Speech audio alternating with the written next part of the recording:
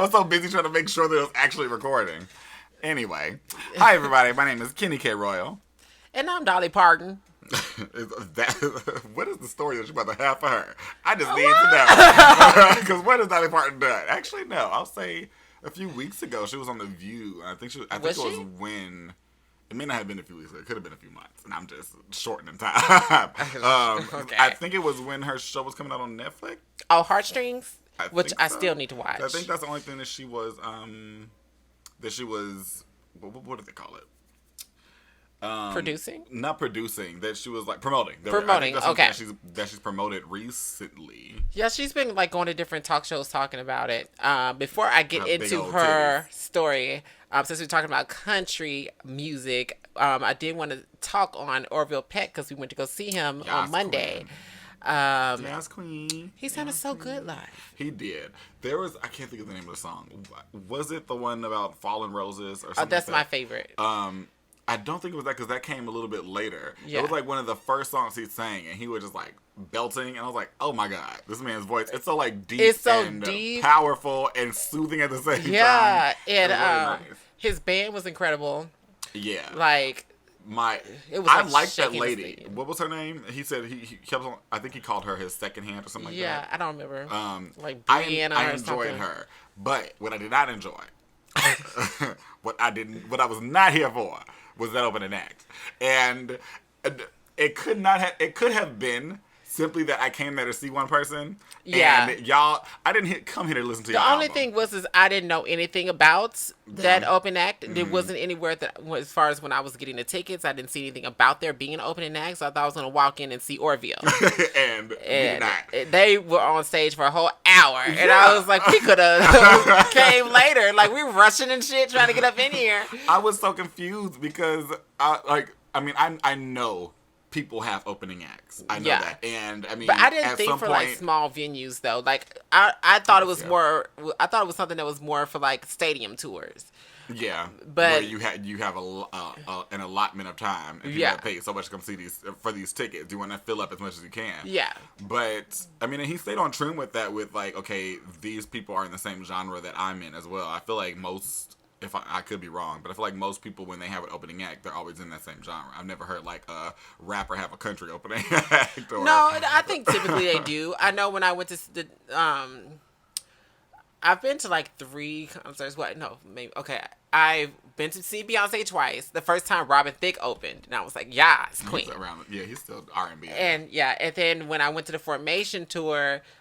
She had a bunch of rappers open for her, which still is on brand for her, especially her now. Like 2 Chainz, people. I didn't see that. I was running late. We missed the entire opening act, which I was fine for. Yeah. When I went to see Usher, August Alsina opened for him, and like I said, I didn't know them, and they were fine. But when Orville Peck came on, like. He put on such a good show. I loved his little light changes and everything. Yeah. Like his song like Nothing Phased Like the Light, and then like that beam of light came down. Over him. Yeah, I really liked that. And it just showed the difference between like the main performer and the opening act, because it could have just been that everybody else didn't know who the fuck they were either, and nobody was really like vibing to them. Yeah. Because like everything changed, like the mood, the vibe, the way people reacted in the audience changed when he came out. And definitely. I don't know if it was just that like that bias of I came to see him. I'm looking forward to him, but I just didn't feel like even the opening acts of music was that good. And I was trying to like not dog them too much in my head because I was really like I was talking so much shit. Like, please get off this stage. I mean, I think everybody was. I think everybody was after a fucking hour, bitch. When they finally got off the stage, Orville took forever to come out. He did. We're all like, okay, they're setting up, and then like people had started clapping at one point, thinking he was walking out, and then he wasn't. The thing is, I was trying my best not to talk too much shit because I'm like, I mean, if my music goes anywhere, I'm gonna end up being somebody's musical, like somebody's opening act, and I would not want for somebody to be in the audience like, get your ass off this stage. Hopefully, like people are like, oh, we like you. See, I would want to put on a much more but they weren't that interesting interesting. show. They weren't that interesting. I mean, Orville Peck doesn't have like high energy music. I mean, he mostly is like the male Lana Del Rey. But it's the difference for me. Yeah.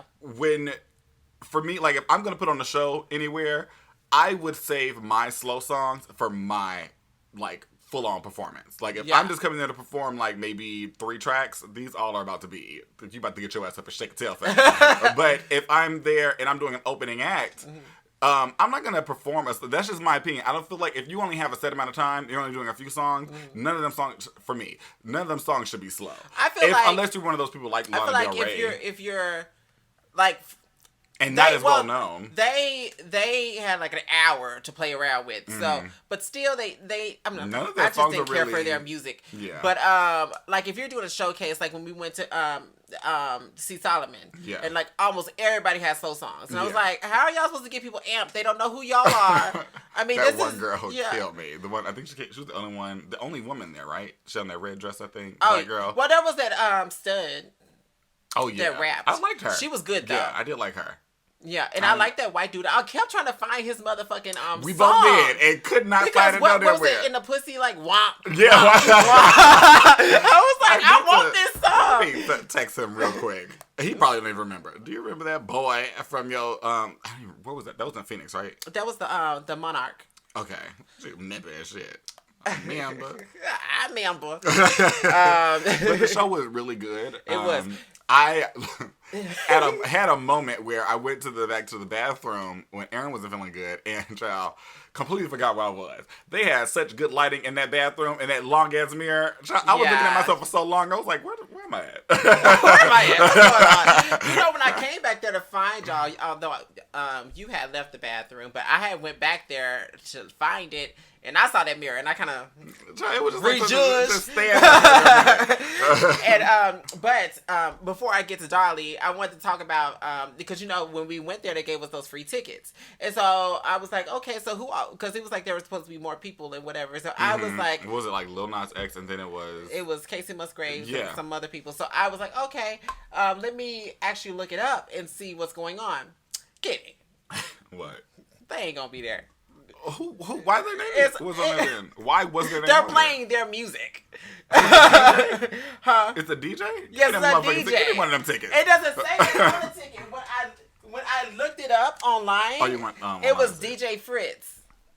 Oh, that's the wrong one. Like Orville Peck. He was there. I saw him. But it doesn't say anything about a DJ. Neon Rodeo? But now that I see this says music of. Oh, Casey. See, I didn't see Musgraves, that. Lil Nas. I was all there to go see Casey Musgraves. Who is Tyler? Is it Childress? I guess Childers. Oh, Childers. I mixed the letters up. But I was like, what the fuck? Okay, won't be going to that. And this is the third. Oh, that's tomorrow night. Yeah, it's tomorrow night. I mean, I would have loved to go to this if they were like if Casey Musgraves are there. Yeah, if she was there, but I was like, y'all just DJing. I can go to any old club and hear a DJ. We can go Charlie's. Yeah. Where all the people get, and I got to worry about issues.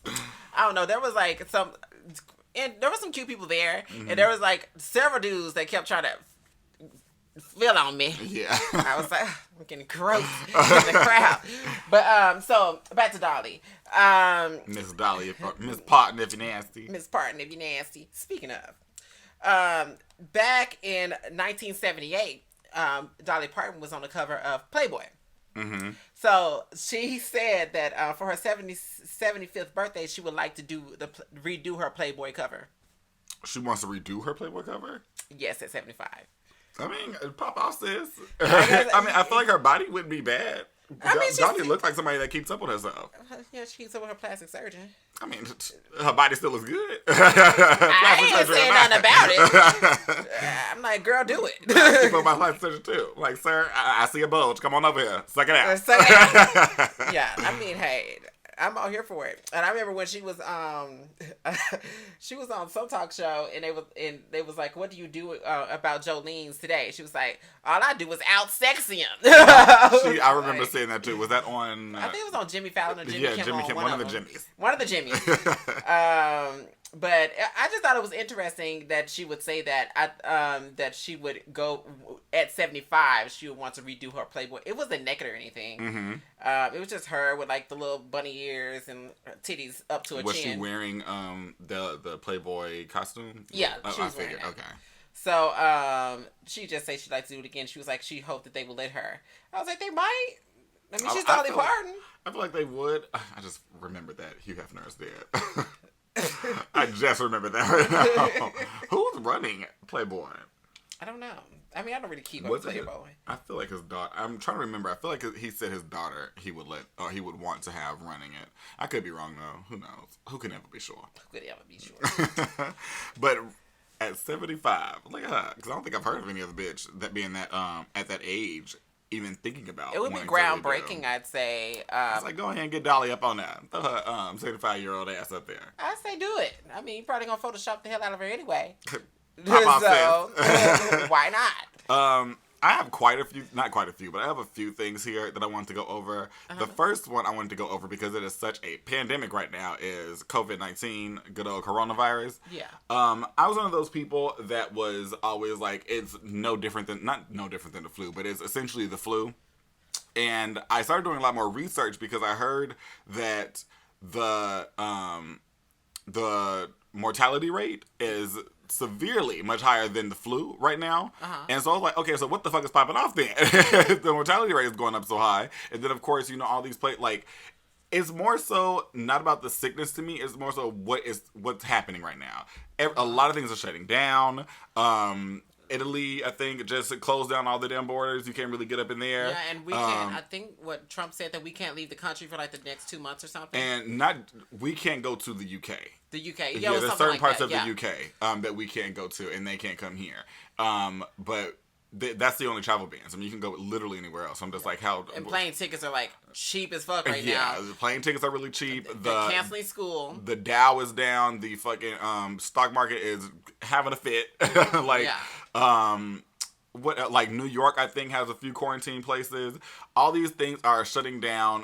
Like I said, schools and colleges. Like a lot of colleges are now going to. I can't remember what the name of the program is that they're using. It's not like Skype or anything, but I guess it's a Skype-ish thing for like the teacher just be in his classroom or wherever teaching, and then you as a student be watching him.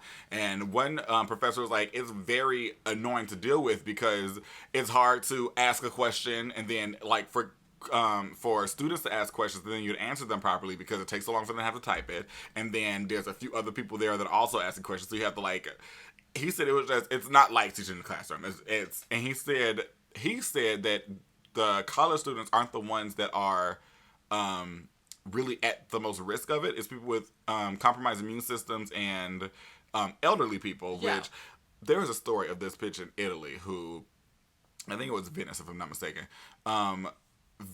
her husband died in her house.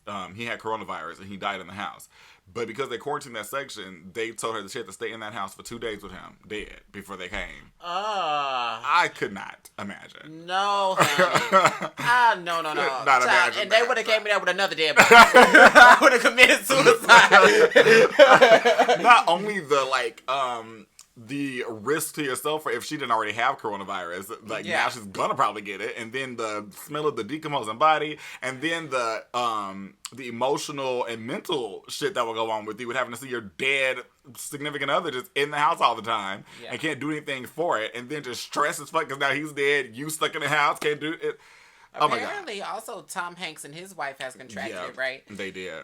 I mean, it is. I think a lot of people think that Trump has it because he had interacted with two people that have already been what's the word called?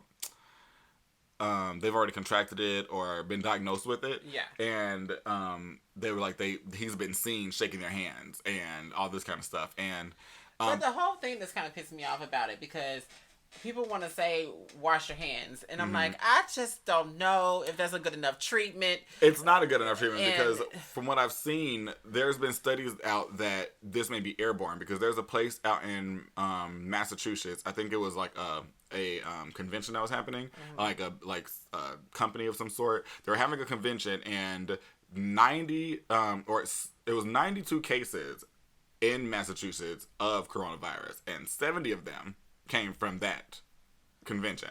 And so people are like, there's no way that every single one of those people shook hands. And they're like, people can't are thinking help- that it's that they think it's airborne, which I feel like it probably I is. feel The way like it's that it's probably spreading. airborne. I'm also. I don't want to be a conspiracy theorist.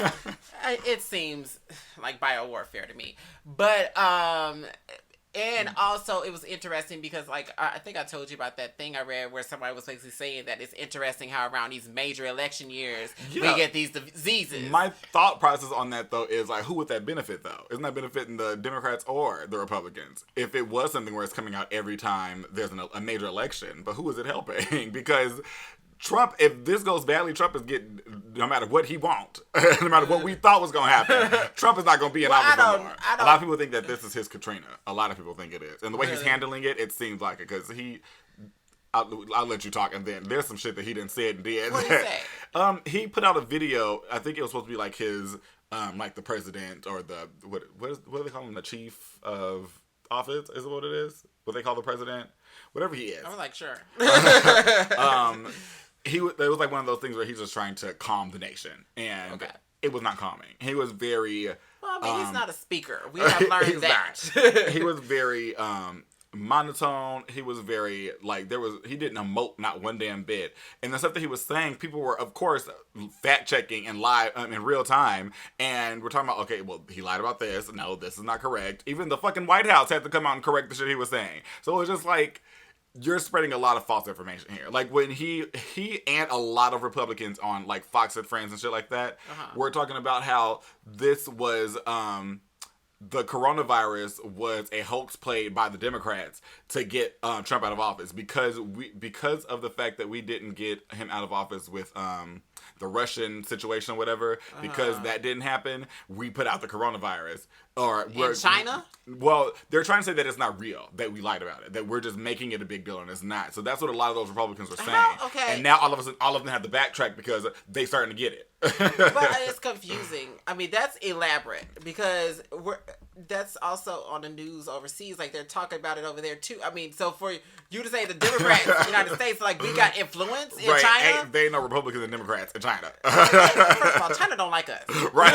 So, especially with the way Trump be talking to them. So, no, that's ridiculous. And it's always like the Democrats have this grand scheme. It's always, when the Republicans are always talking about the Democrats, global warming is a thing made up by the Democrats. God. Meanwhile, fucking icebergs melting. The ice cap. Everything is an agenda. They're pushing the gay agenda.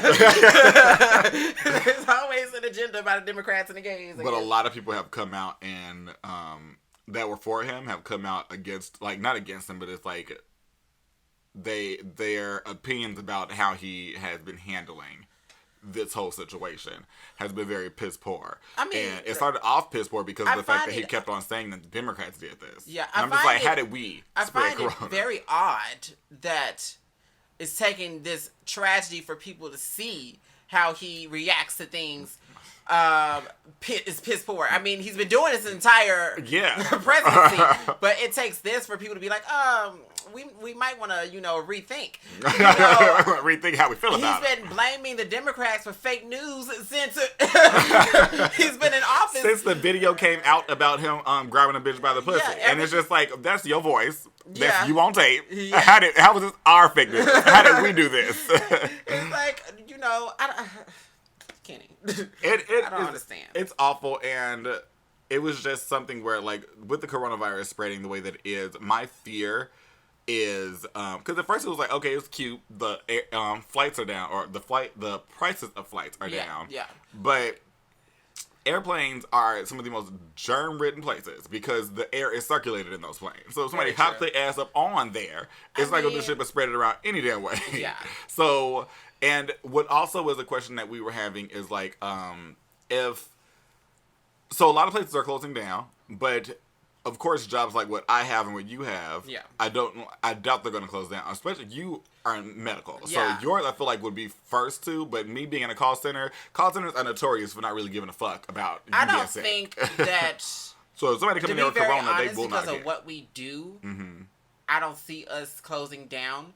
I see, like, if you do get diagnosed, they be like, stay away. But I don't see them closing because what we do is kind of, life preserving. Yeah. So I don't see it, but whatever. I mean, I don't have any fear in regards to it. I know a lot of people are like, "Oh, I'm so scared. This is scaring me." I don't really think about it. I mean, I'm aware, and I'm afraid of the ramifications of it, not coronavirus itself.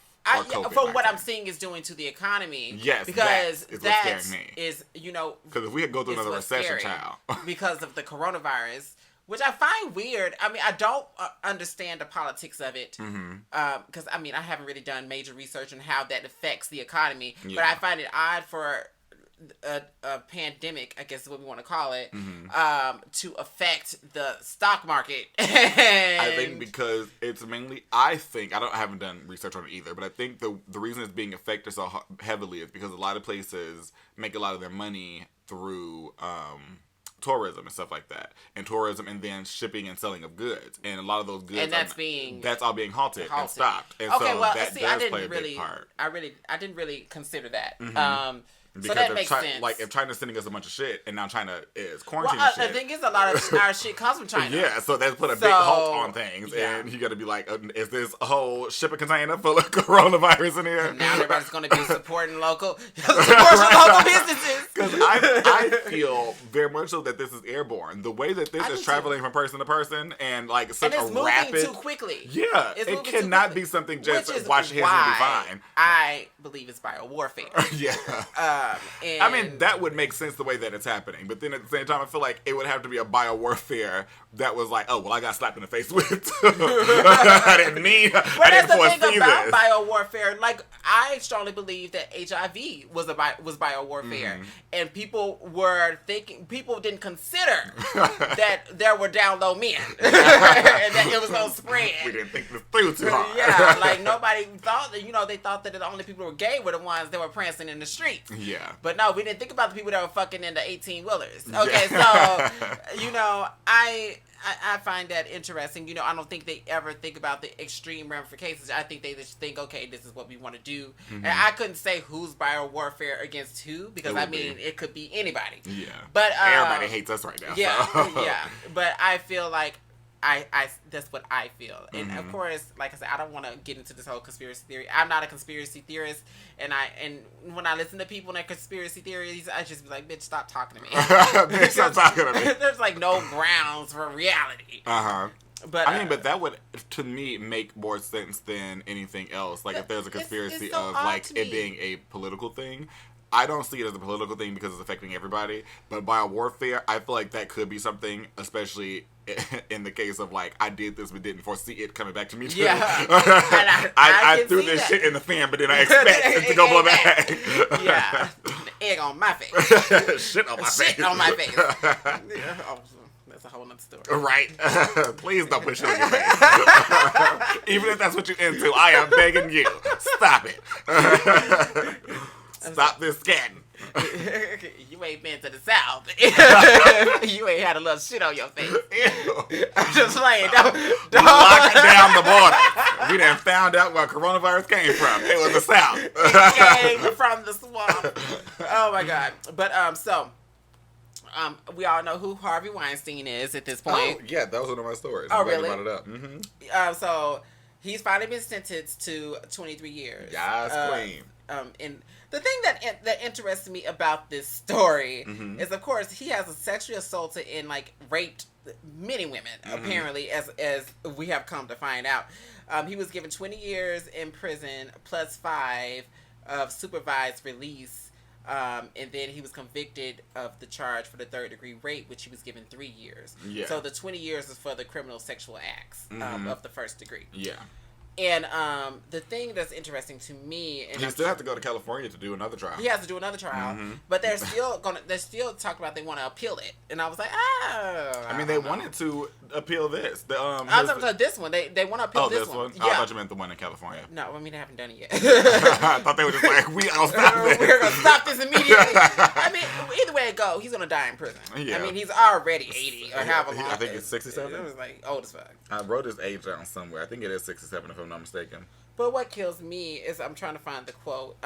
Okay, so his attorney, Donna Rotuno, I guess, was saying that the sentence was obscene in a press conference. It says, "Of course, it's too harsh. It's ridiculous. That number was obnoxious. There are murderers who will get out of court faster than Harvey Weinstein will.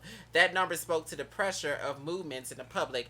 That number did not speak to the evidence that came out in trial. That number did not speak to the testimony that we heard. That number did not speak to the evidence, nor did it speak to justice. And we were looking for fairness, and we didn't get fairness."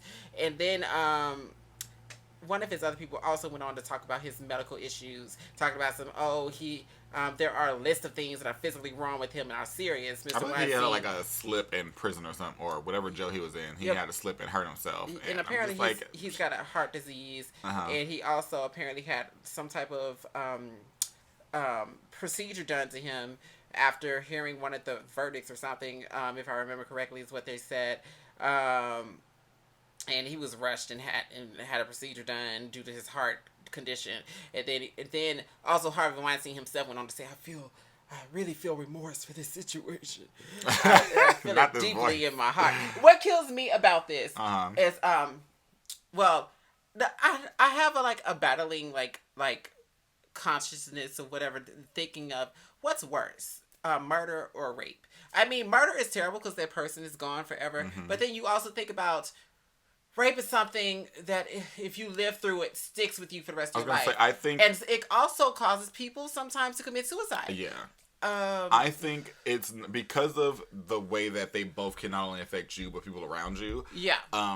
I don't think they can realistically be compared. I think so either. It's something where they're both terrible, but they are on two different wavelengths. It sounds to me like something where whenever you do something, Solomon was just talking about this on his podcast, his latest episode, where a lot of people will do something, like if you do something and that person opposes it. Yeah. And your thing is not even that deep. And they'll be like, well, if Hitler did, people love to go to the worst thing to compare to this thing that you did. They do. That's what it sounds like to me.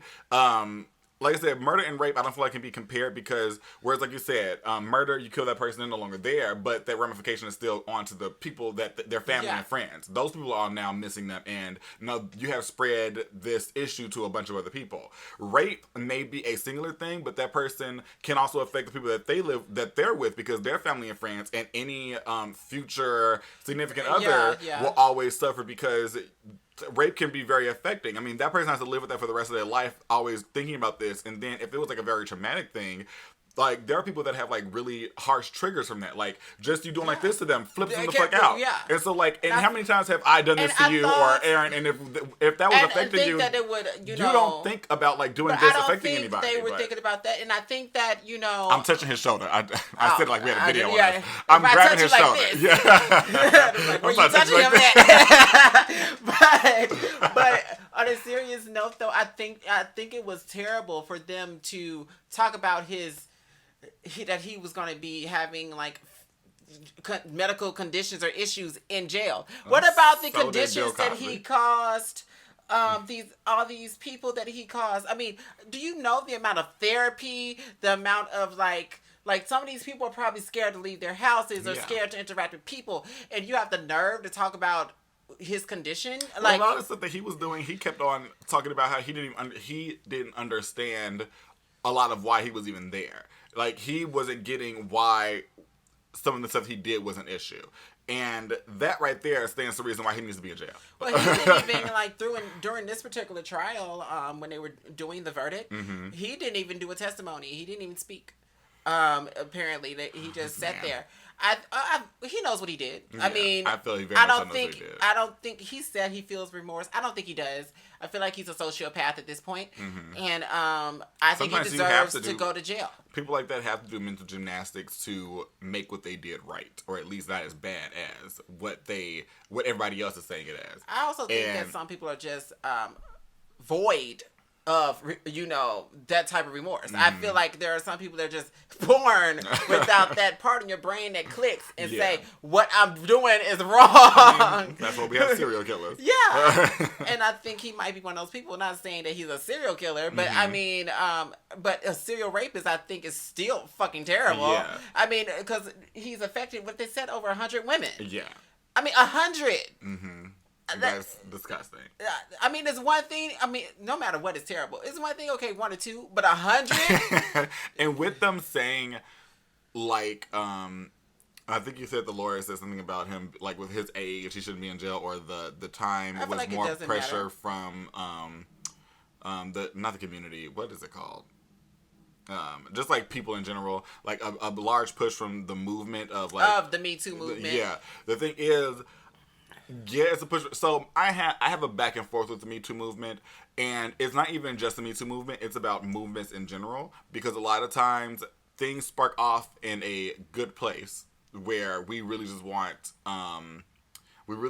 justice to be brought for these people that have actually gone through things. But then you have those people, and it's going to happen no matter what the movement is, so I don't want to say let's not do movements, but you have those people that come and they use that and they fuck up things. So like when people say certain things are rape when they are not, like a few episodes on the podcast ago, and we were talking about Lil Pump and him getting head from that prostitute. I'm assuming that's what she was. Yeah. Or the girl. He got head from that woman and didn't pay her. And then someone was like, "Hey, Lil Pump just admitted to raping her." And I was like, "That's not rape. She was stupid to get her money. But she's supposed to get her money up front. He was an ass for not paying her for the services. But at the same time, she willingly sucked his dick. But you know, even if you willingly suck somebody's dick with the expectation of getting something in return for that, that's not rape. When you say that that's rape, you are diminishing what rape is. And it's the same thing with like Black Lives Matter. When you start saying that things are racist that are not racist, you diminish what racism is. And so then it becomes a thing where people get tired of hearing you say this, and people don't take it as serious as much. Because if me saying, like, it's something that I keep hearing a lot about, with hair, as far as like white people wearing like braids and stuff. Yeah. And they're talking about these are microaggressions and this is racism. And I'm just like, a bitch wanting to put braids in their hair is not racist. And I want y'all to understand the difference between, because I know what they want to say is like prejudice. Yeah. Understand the difference between prejudice and racism. Racism, if this person does not believe that white people are above Mexicans, black people, whoever the fuck, they are not racist. Now, if they say something stupid, they could be prejudiced or ignorant, but racism, as the definition states, is believing that your race is, or I don't even think it's just your race, but a race is better than any other race. Yeah. And when there are a lot of people out there like that. There are a lot of people out there like that. But you diminishing this word is not really helping that case, in my opinion. No, and I agree with you, and I hate that because stop using these words because they're the bigger ones, just to throw this on everybody. Yeah. There are things that don't qualify under the definition of racism that y'all are you're using the word too much. You're using it too frequently. You're watering it down is what I'm trying to say. Which is what happens in all these movements, sadly, because one instance in regards to the Me Too movement that kind of irritated me was when that one bitch came and she was talking about how she was sexually assaulted because she was talking, I think one of her bosses or whatever, someone who was over her, and they were on the phone, and he started having phone sex with her. And she wanted to call it sexual misconduct. I was like, girl, hang up the phone. You didn't have to stay on the phone, bitch. Hang up the phone. It's sexual misconduct, but not rape. But hang up the phone. Because she wanted to sue him for that. Yeah. I feel like, okay, also, how foolish was this person to be calling her to do this over the phone any damn way? But the thing is that to me is stupid because it was like during that time when people were coming out talking about like explicit rape, and she wanted to talk about a phone call. Oh, like she wanted to jump in. Yeah, she wanted to jump in. Yeah. You know, and I just thought like, girl, this didn't traumatize you. Yeah, hang up the phone. And even if it did traumatize her, I feel like there's a time and a place. If people are talking about rape. Now, it's different. If the discussion was sexual misconduct, if the discussion was it's another word that I'm trying to think of and I can't even get it in my head. But if the topic is sexual misconduct and people are just talking about, oh yeah, somebody said something really sexual to me, I didn't care for that, or somebody looked at me a certain way, and you're like, oh yeah, my boss was on the phone fapping and saying shit like that, then let's have the conversation. But if I tell you, Chemo, I got raped last night, and you're like, yeah, my boss was on the phone with me, moaning in my ear. I would light you the fuck up. We are not on the same plane. You know, and that's what kind of pissed me off about it, because all these people, I'm like, and she wanted to jump out on the bandwagon, and I was just like, you're not in the same arena. Yeah. You know, and not to say that she isn't valid in feeling that it was wrong. Yeah, it's just it's not the same same as rape. And I feel that, for instance, I think we've all had a moment with somebody who advanced upon us that we weren't feeling that same wavelength. Yeah. And, you know, but the thing swift. is, No. I find, and you know, I love women and I want to support them. And I also want them to understand how to say no, because I was watching, like, this is back, I was at an old job, and there was this girl, and she would get advanced upon by this guy every day. But the thing is about it, and she would come to me, and she was like, Kimo, I hate when he comes and talks to me. I hate it, and blah, blah, blah. But I had a conversation with her, because I should have told her. I was like, you say you hate it, but you don't act like you do. Because when he comes and talks to you, you laugh and giggle and flirt back. Like, if you don't want him to flirt with you, if you would straight up say, hey, yo. Yeah. You cool, but I ain't feeling that. You know, I come to work. I don't want to flirt. Don't do that. At least not with you. Yeah, at least not with you. I mean, if you... Which is fine at any. I find that with a lot of women. And not all women, but I've seen that where... I feel like they like to say they don't like the attention. Yeah. But then they giggle all like, oh. And yeah, it's not all women, because like I said, when we were out the other night, Jasmine, when we were all dancing, and that like one random dude hopped on the floor and he tried to dance on Jasmine. Jasmine swiftly. No, I know definitely some women that have no problem telling you they don't want definitely went in and backed up. But there are some people that I feel like, but I think, instances like that, it doesn't seem like that's what it was with her, because if she was laughing and giggling and stuff, I don't know. I can't talk to her mindset. I don't know the girl, but I feel like there are some people who are fearful of saying no to people, or some men, because they may have seen her talk to whatever, I think a witness. Her personally, because she was always one to fight. Oh, she was always ready to fight. Because I was gonna say they may be afid of an altercation with that person. No, but she if was she wanted to creating fight, altercations. So with men and women, it didn't matter. Because she was children, animals. She was a beautiful woman now, beautiful woman, but she was a tomboy. So she had no problem fighting. She had no problem cussing you out. She had no problem doing any of that. Yeah. The thing is deep down somewhere she liked the attention. And she probably thought it was cute. He was a nice looking guy. And she was like, well, you know, why not? Yeah. But at the same time, she want to come to me and complain. And I would tell her, girl, if you go keep letting him talk to you every day, don't come to me and tell me that you don't like it. Because clearly you do. Yeah, there's something about that you get to get a good kiki out of. Yeah, and I find that odd. But, you know, in the situation, and we talked about this on the podcast before, because it's just like, don't put yourself in these situations. To me, you need to be always on, because 10, that's going ready. You need to always have something, you know, a blade under your tongue, something ready. Because that's her doing what you said, like every time he comes over there and her giggling and all that shit.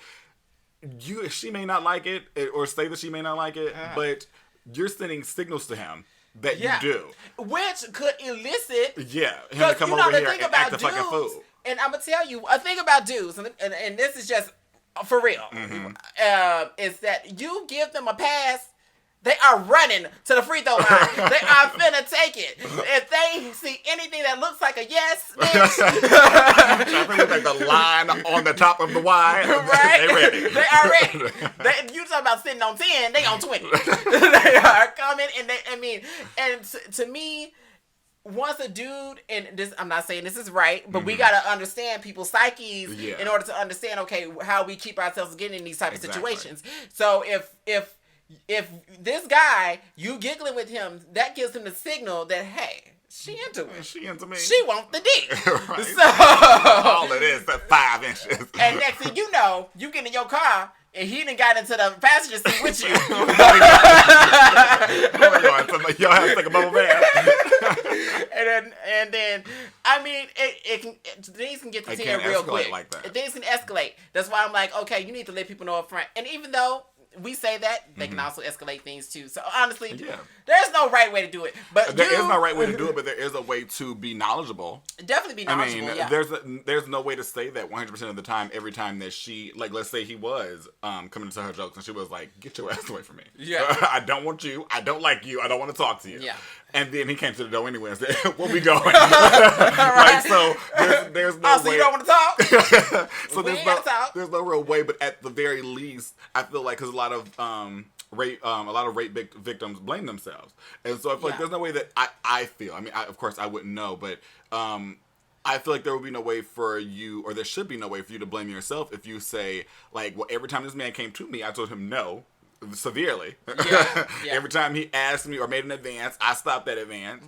And if it still happened, or at least the attempt happened, you shouldn't be able to blame yourself because you've done everything you can do. At this point, it was very much so just this man. Either way, even if you were, even if she was laughing with him and he did come up in there, laughing with you don't give you the permission to come in my motherfucking car. It doesn't give any permission. No. I understand what you're saying, and I definitely agree that will send the synopsis in his head that you do want the D. Yeah. But he should still be blamed for that. But my thing is, you will not be able to blame yourself if you make sure to cut off those things. I don't think there's any situation where the victim is to blame for rape. Yeah. I don't care if she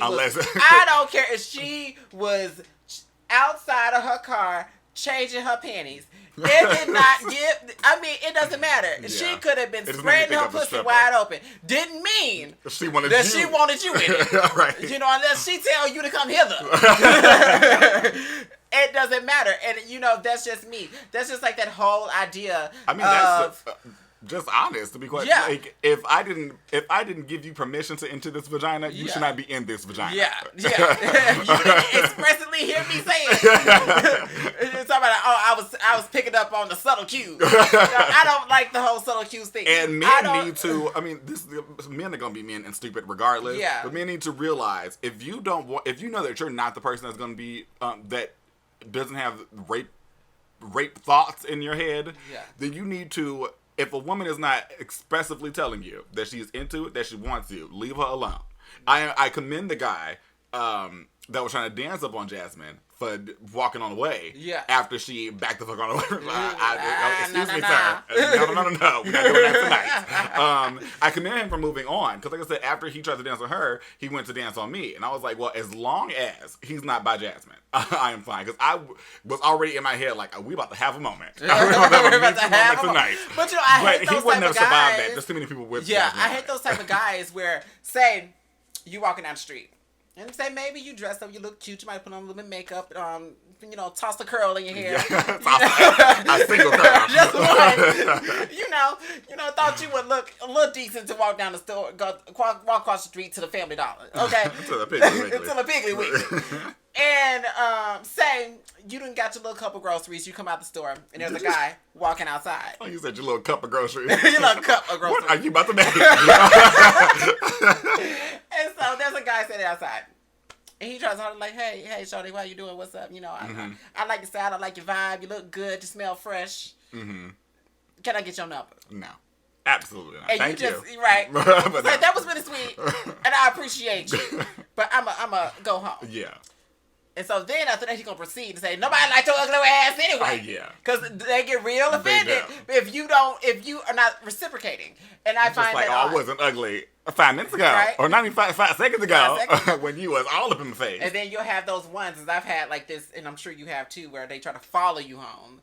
And like, that's when it gets scary. And I haven't since I've been living by myself, like as an adult, like back when I was living with my parents, I would have dudes try to follow me home. And same. As an adult, I haven't had anybody follow me. Maybe I'm too old. Maybe it's like, you're not the spring chicken you used to be. I mean, it seems to be. But yeah, I had that like back when I was living with my parents, and I remember there was one guy, he followed me all the way home.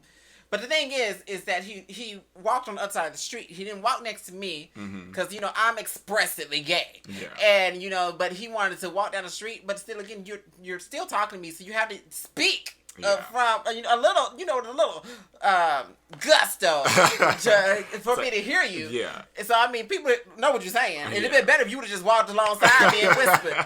But, and he was like talking all this shit. I mean, I like to get down too, but I don't like people in my business. Da da da da da. I was like, okay, that's fine. Cute. He was like, can I get your phone number? No. Because I'm not one to give my phone number out. And I go home and I, because I had went to the store, probably got some Twizzlers, And so I had went to the room and I told my parents, like, this dude followed me home, blah, blah, blah. And the next thing you know, he is ringing the doorbell, bitch. Oh, my God. And did you not expect for the lady to be at your house? I don't know what he was expecting. But I don't know if he thought I lived there by myself or what. But I was hoping that. Probably so. But he literally was ringing the doorbell. And like my stepfather was like, do I need to get that? And I was like, well, hopefully he'll just go away. Eventually he did, but luckily I wasn't by myself because I probably would not feel safe being by yourself. And I think that's what a lot of women go I have through. an array of weapons in the house. I mean, he probably wouldn't have made it far, but I wouldn't have felt safe. I can definitely understand, like, a woman who's living by herself, or she's going by herself, and, like, you know, that's why I don't too often try to go to bars and whatever by myself. Mm-hmm. Because although, you know, I'm always a person who's like, okay, bitch, you want to get froggy, let's leap. Yeah. But, you know, still, I'm a really tiny person. Mm-hmm. And, like, any old big burly dude can come and just sit on me, and I don't know what to do. But I actually just had a situation like that where you just said about a single woman living on her own. Yeah. I had a customer call in today, and she was asking about getting her package, and she was just like begging me to page the driver to tell them to call her before they come, because she said she's a single mother living with her kids, and she's always very frightful when it's late at night because it was getting later. Yeah. She's like, when it's late at night and her doorbell rings and it's somebody that she doesn't expect, she is not too quick to want to answer the door. She's like, at least if he calls me first, I'll be knowing to expect this driver to come with my package to the door. Which I understand, because I don't open the door. When she said that, it was like something I'd never even thought about. Like, so I doorbell ring, I look out the door, and that's that. But just thinking of like this woman who is like, I know that I may not have the physical strength to fight off this assailant that's trying to come into my house. Yeah. And even when I was like, when you said you were when we were younger and people following you, when I was walking back from my ex's David house, and I'm walking on down the street. This guy comes out of nowhere talking about he said hi first, and I said hi back, and I just kept on walking. And he was like, I want to say maybe 2-3 feet behind me this whole time. Not that, like 5 feet behind me, and kept walking. And he would just he would ask a question, I'd like give a quick answer and keep walking, and then he shut up. And then he asked a question a couple minutes later, and then the same thing over and over. Then we got to the corner, and he was like, yeah, because I just got out of jail. The moment he said that, I was like, I know exactly where this is going. It's time to get away.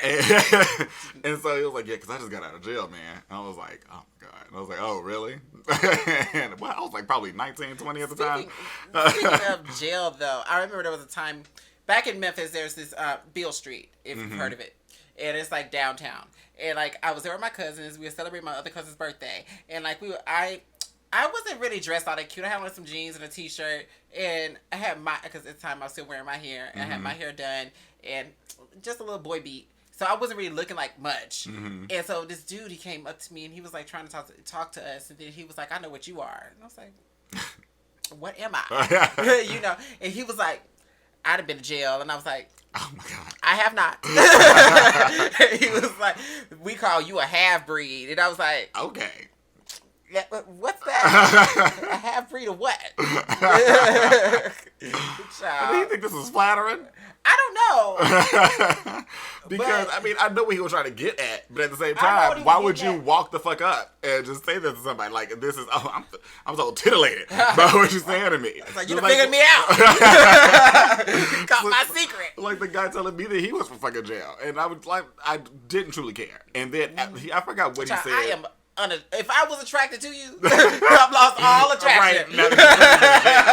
But he walked forward from me. He walked in front of me a little bit to get across this other street that we're getting by. We're getting closer to my place, my mom's house. Yeah. And he got next to these bushes and whipped that big ass dick out. And I was like, oh my God, my whole ass was like, maybe I should. I would walk over here and see what he's talking about. See what this prison dick is like. But I was truly like, all of my common sense was like, you don't know if this man got a disease, like what it is. And so I just went ahead and kept on walking home. I was so frightened because I had told him, I was like, what I was trying to say to him was like, oh, let me go in the house and put my stuff down, because I had like some clippers or something. I cut David's hair.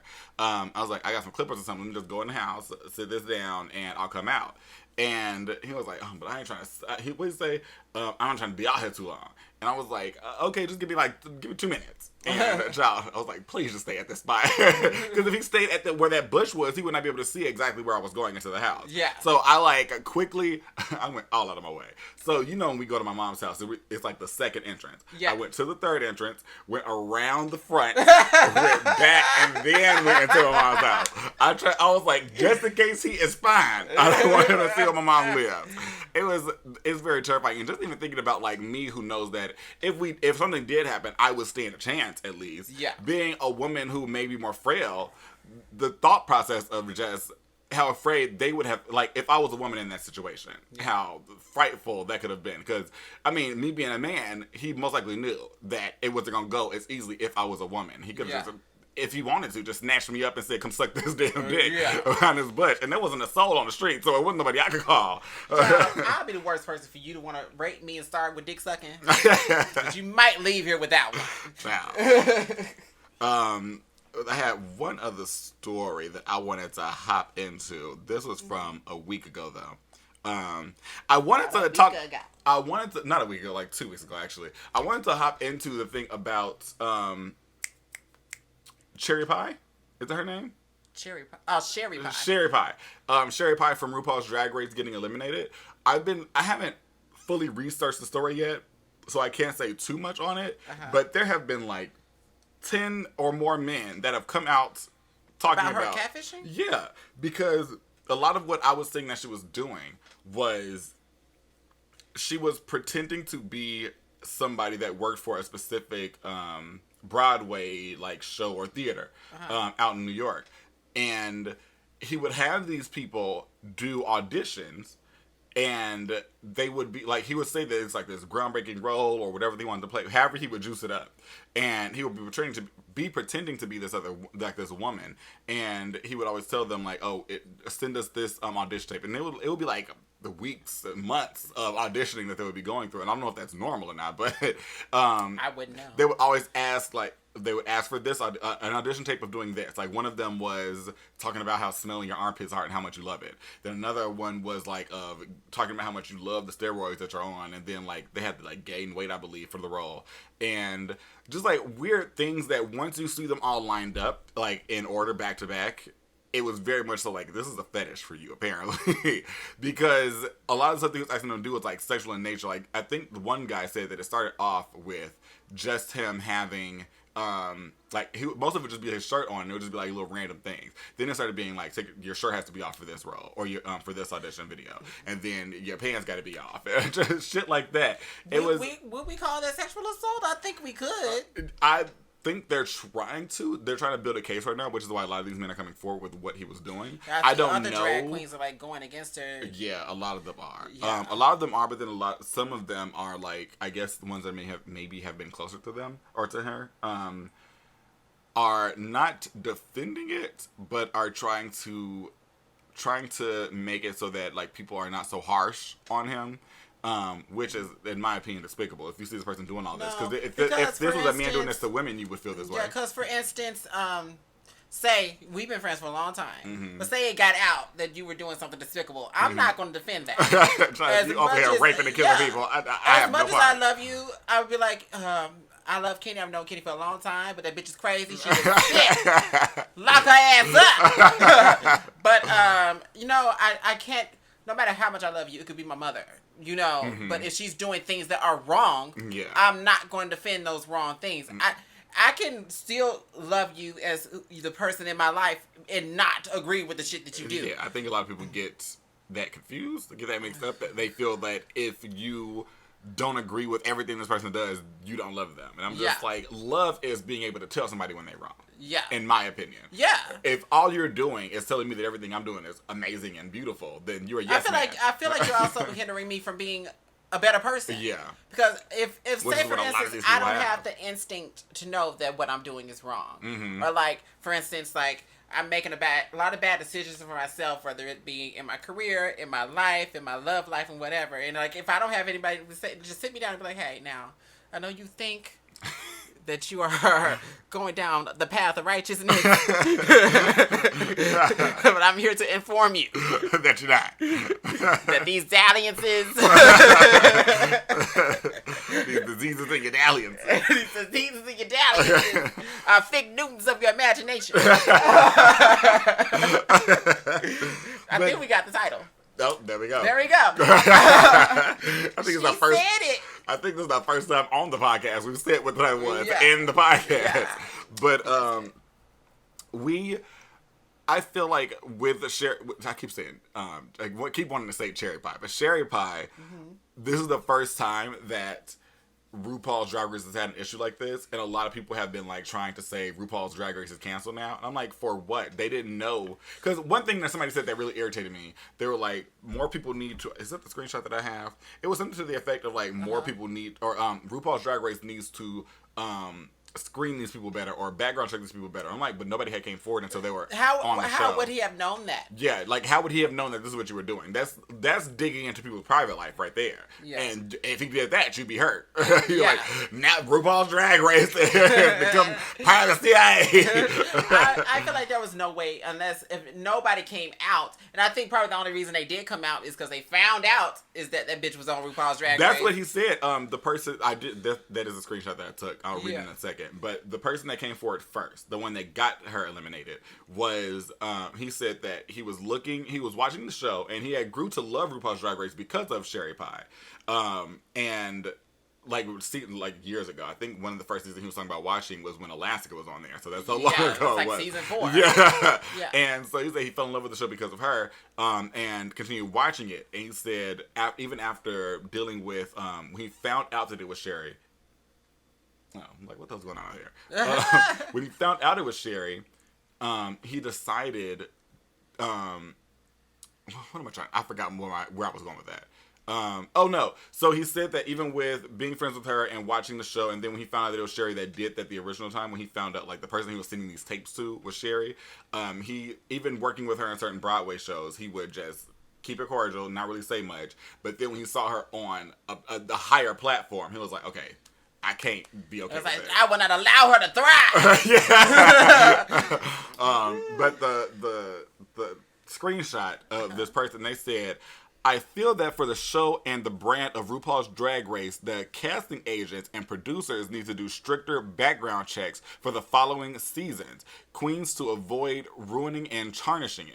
This is a minor setback, although I'm glad that the show saw the wrong in Sherry and did the right thing. I can feel and pick up on when someone's an odd one, and I don't mean by eccentricities or personality. And there was something off with Sherry Pie to me, and I'm glad I trusted my gut instinct. Now, there's a few things I want to break down about this. Okay. For me, I'm good at knowing I can read energies. Yeah. And that's what I know not to talk to a bitch. And I think it's because of me being an introvert and a people watcher. I when I see you from a mile away, I know to stay the fuck away.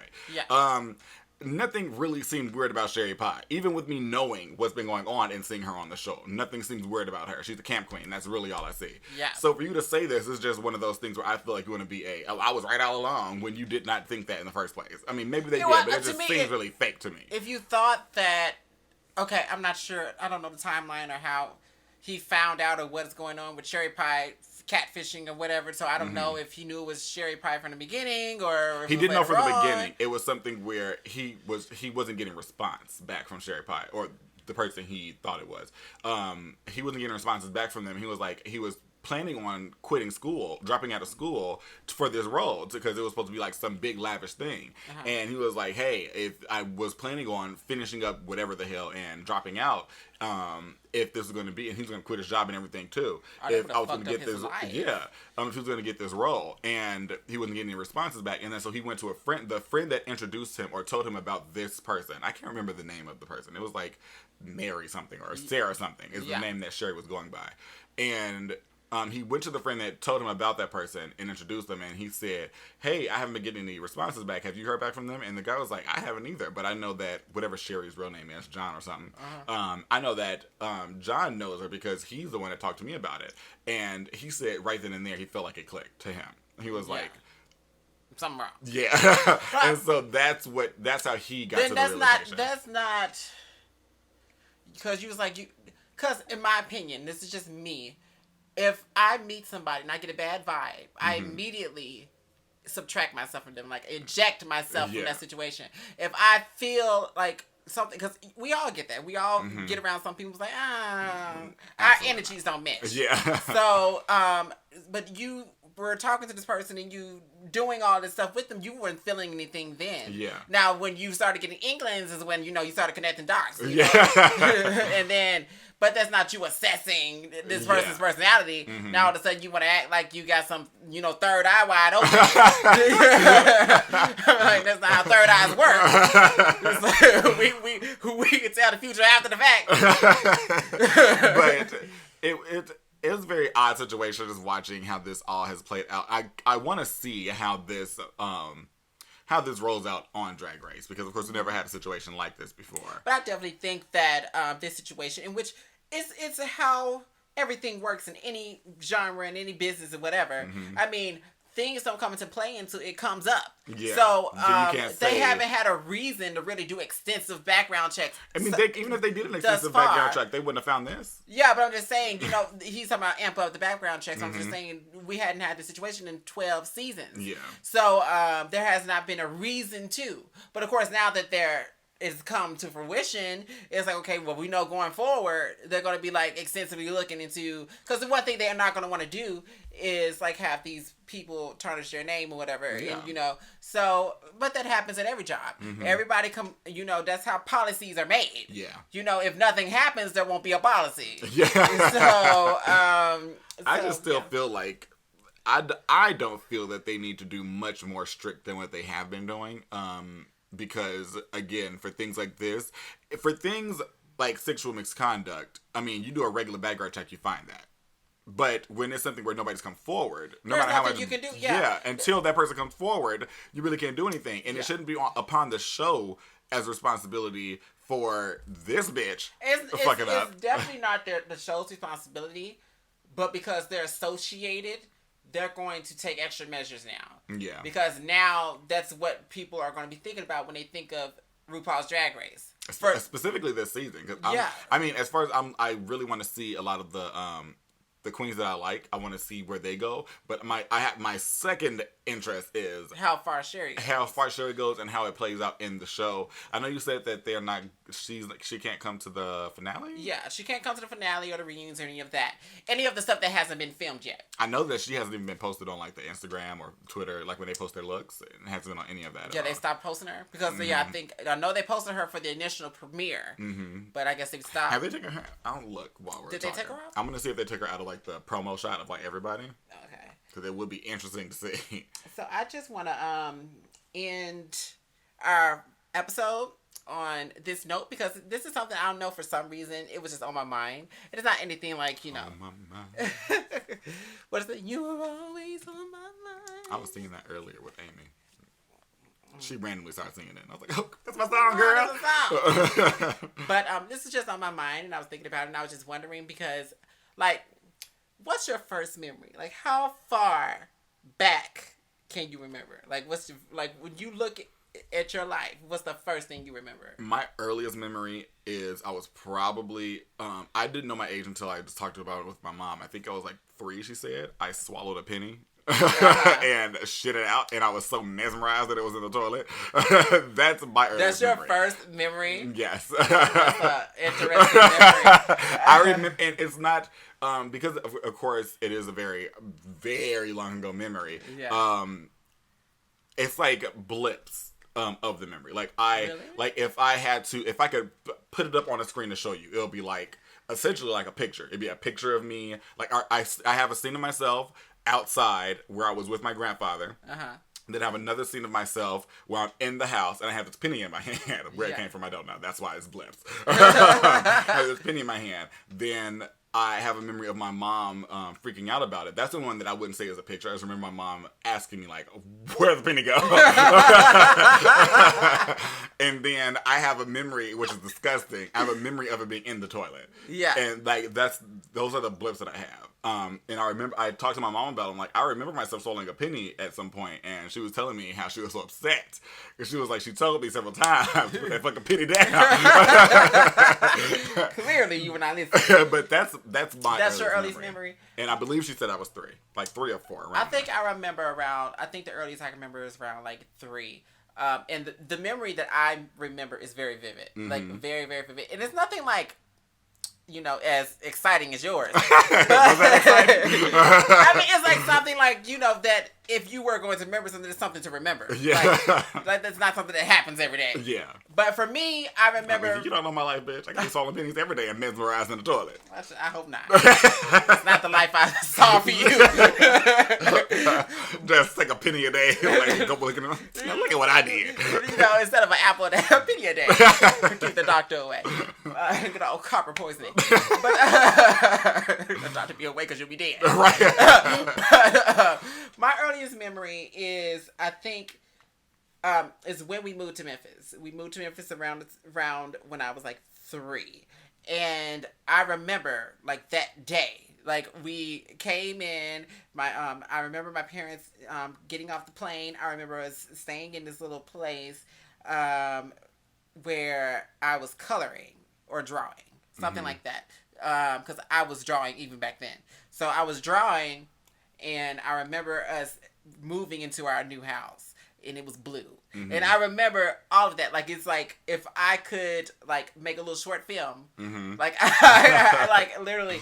And I just always wonder, like, you know, how vivid are people's first memories? And, like, because I was just thinking about that every now and then. I wonder if it's based off of how your memory is already structured. Because, you know, like, I can't remember shit. Like, I have a terrible memory. And I think maybe that's why mine are blips.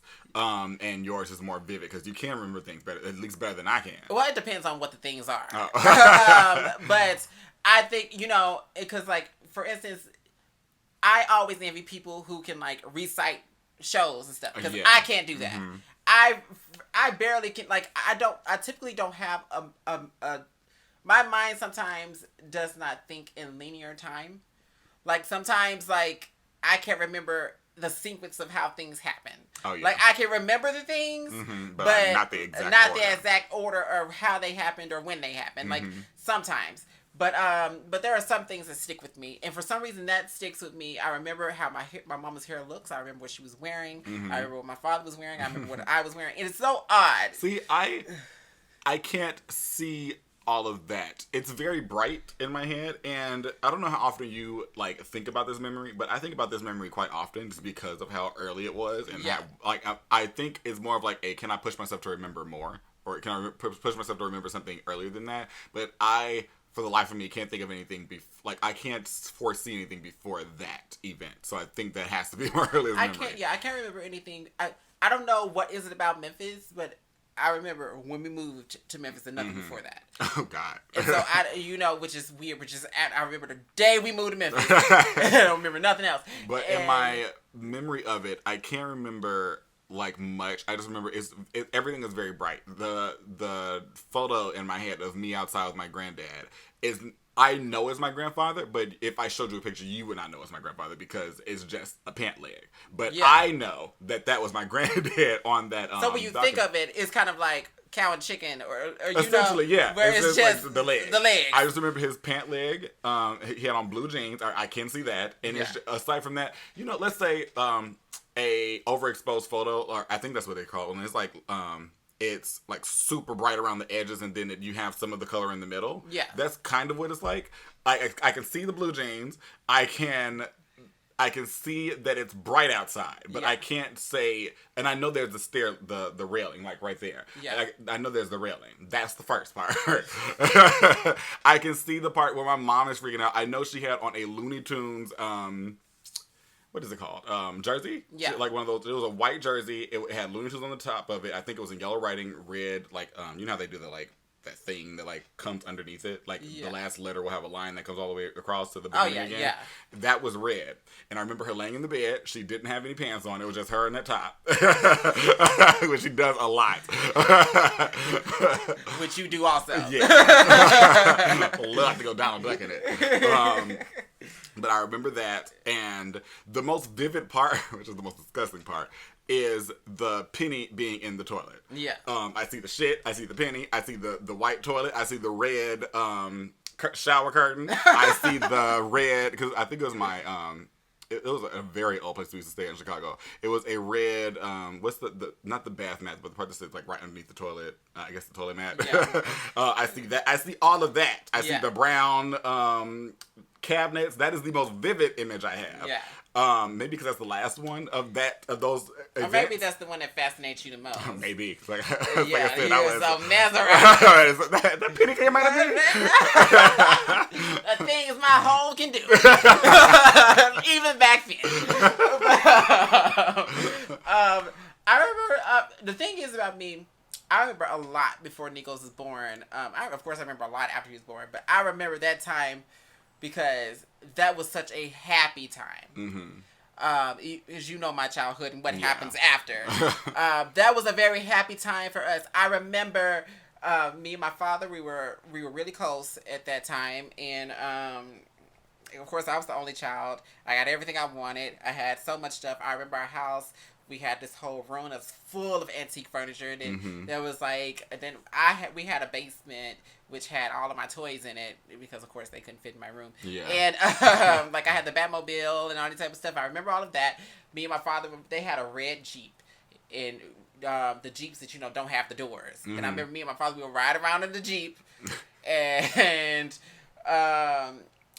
it was that was a really happy time, and I think that's why I remember so vividly that the pandemonia that ensues. But that was probably the happiest time of my childhood, and I think that's why I kind of hold on to it. I'm gonna ask Aaron when he comes in here what the earliest memory he has.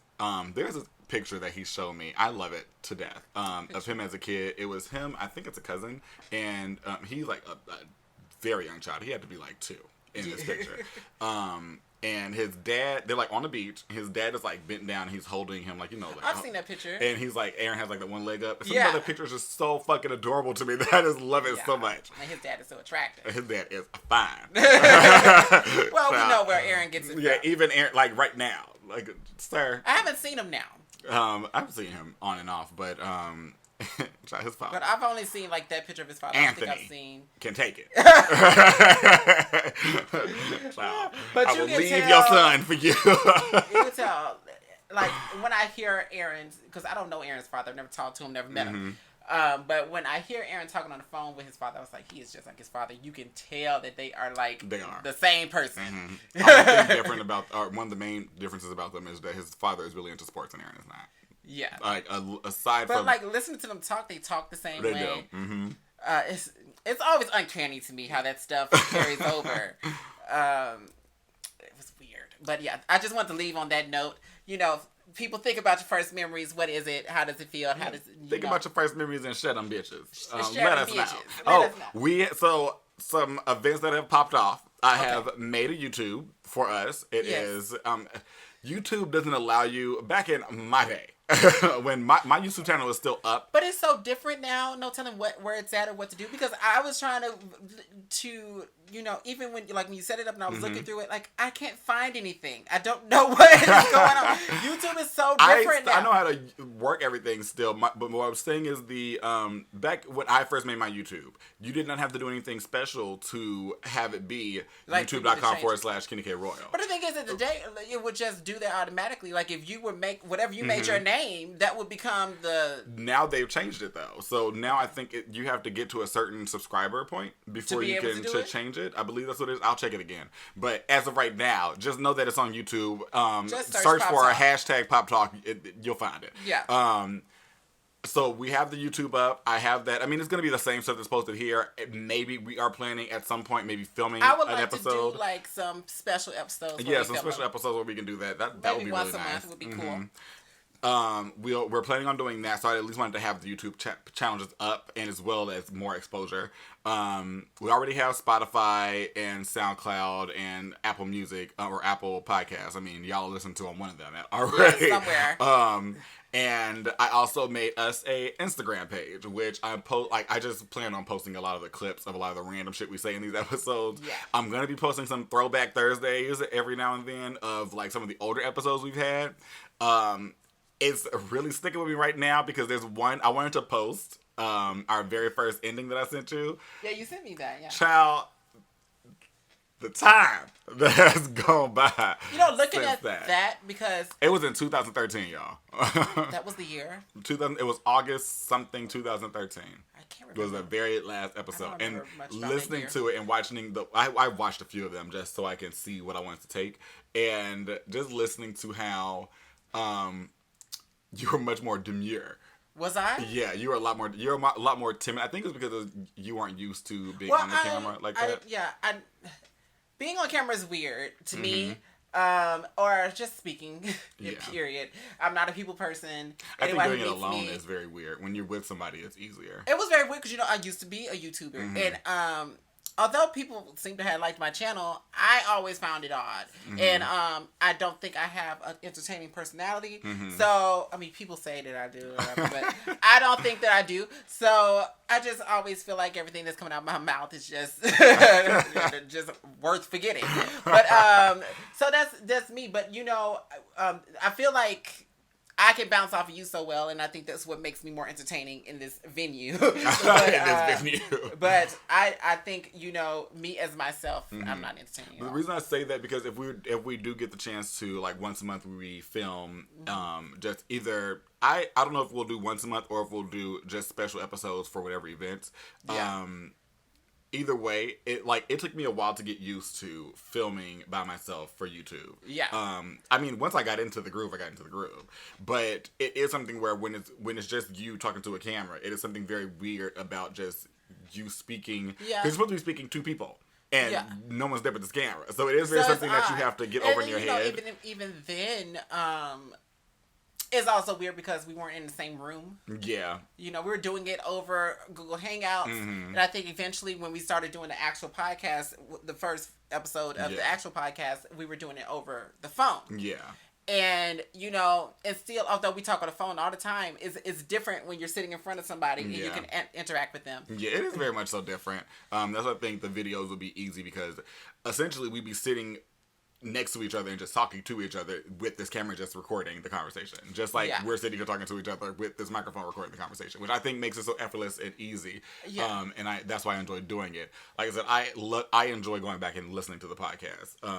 Whenever somebody tells me something about like a previous episode that they've listened to, but it's like, do we say that? Because I will watch them. I've watched them listened to them several times and will forget immediately what was said or done. Some stuff, you know, but I don't remember a lot of things about myself. Like, as far as because I do things, I get it out of me, and I let it go. You know? And so, when it comes to, like, the podcast, sometimes it's like a fever dream. It's like, did that really happen? You know? Because I just spew things out of my face. And, you know, whether it's right or wrong, but, you know, I'm very much, like, everything's on my sleeve. This is a safe space. Speak your mind. But everything's on my sleeve, and the thing about me is I don't really. You can tell when somebody's calculating and they think about everything that's coming out their mouth. Yeah, I'm not that person. Yeah, it just comes straight from the heavens through me out, or straight from hell, I'm not whichever way. Enough. I mean, sometimes I'll sit there and contemplate how I'm going to form a sentence. Just to make sure that I articulate it well, but it's never something where I'm just like, what's going to sound best? To do this or that. It's very weird. And I don't think I even have the energy to do that. That's why I know I couldn't be a comedian. I couldn't pre-write jokes. But I feel if I did, it wouldn't come out. You wouldn't be able to read it well. It wouldn't feel authentic. Yeah, it wouldn't feel authentic, and so you wouldn't believe it when you're reading it, and then it wouldn't sound right coming out of your mouth. Because the thing is, the things that I say that people find funny are things that I would like, that's funny. You know, like sure. You thought that. But, you know, because typically I am dead serious when I say it. But so like I said, we have the YouTube channel up if you guys want to subscribe to that, and we have the Instagram page. Definitely follow us. Which is just PopTawk on Instagram. Search for that. I want to make sure that I put all of the descriptions into our posts so that they can see all of those things that we are on, just to have that going. And then, of course, we'll see you guys all next time. Yes. Bye. I can't get up there to close it or to stop it. I'm sorry, y'all. Bye! You are malnutrition.